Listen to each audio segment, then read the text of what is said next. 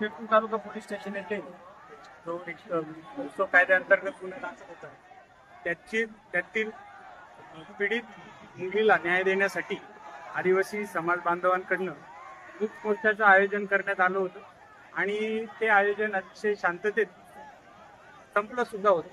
परंतु काही समाजकंटक असतात, त्यापैकी काही समाजकंटकांनी शिरपूर शहरातील मोर्चा संपल्यानंतर साधारण अर्ध्या पाऊण तासांनी शिरपूर शहरातील गुजराती कॉम्प्लेक्स या चौकामध्ये साधारण अर्ध्या तासापासून सर्व ट्रॅफिक जाम करून नागरिकांना आणि सर्वांनाच त्रास होईल अशा पद्धतीचं वर्तन सुरू केलं होतं. तसंच जागेवरच फाशी द्या अशा पद्धतीच्या काही ज्या कायदेशीर मागण्या नाहीत अशा मागण्या करून आणि कायदा व सुव्यवस्था शांतता भंग करण्याचा प्रयत्न केला होता.